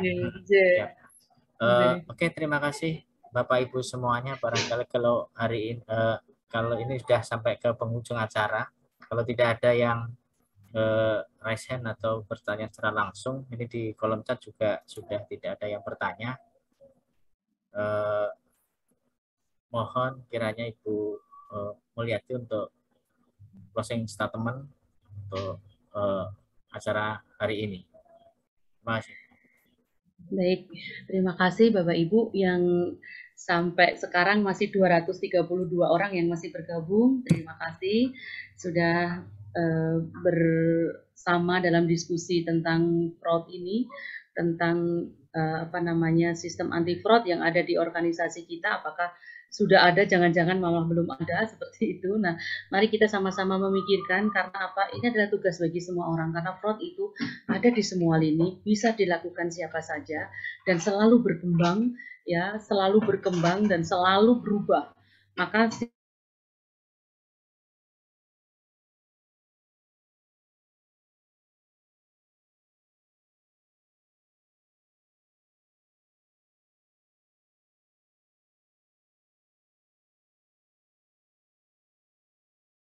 di kita. Makanya tadi membutuhkan banyak kesadaran dari masing-masing kita, di masing-masing jabatan kita, di masing-masing tempat duduk kita untuk memikirkan bagaimana sebuah sistem anti fraud ini.